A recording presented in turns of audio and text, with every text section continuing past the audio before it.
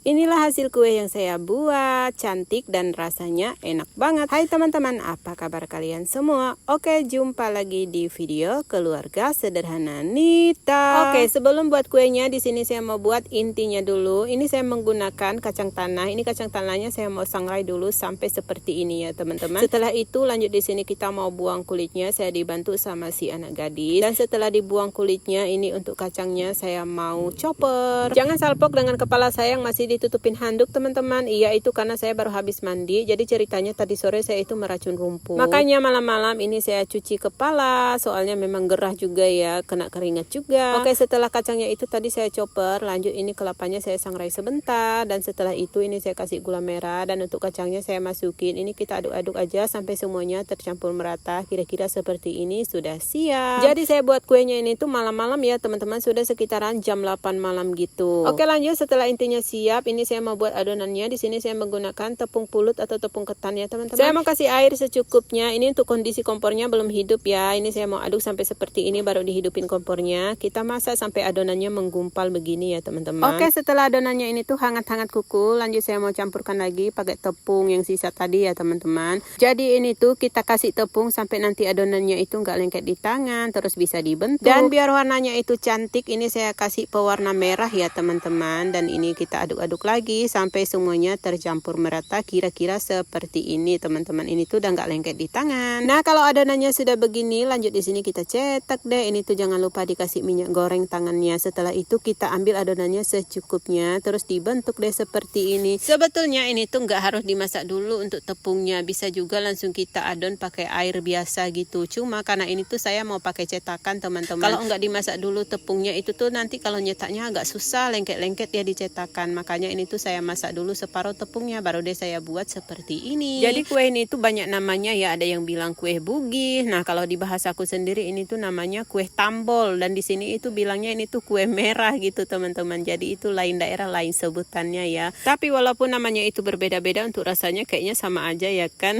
Tergantung intinya. Soalnya biasa ini tuh juga orang mau buat intinya itu kayak rasa asin gitu, pakai beras pulut gitu teman-teman, dikasih hebi. Nah, ini yang sudah selesai saya cetak tuh, cantik kan, dan dia nggak lengket-lengket juga dicetakan karena udah dimasak tadi separuh tepungnya. Kalau nggak dimasak itu tuh lengket-lengket teman-teman, dan bunganya ini tuh kurang cantik jadinya. Oke, ini saya taruh di atas daun pisang dan saya potong daun pisangnya sesuai bentuk kuenya. Dan lanjut lagi, ini saya mau buat sampai adonannya itu selesai. Nah, biar cepat selesai di sini saya dibantu sama anak gadis untuk cetak-cetak kuenya, sedangkan saya itu kebagian untuk isi-isi pakai inti gitu teman-teman. Jadi ini tuh si gadis yang bantu mencetak, dan untuk intinya itu pas banget. Ini tuh kita dapat 20 lebih keping ya teman.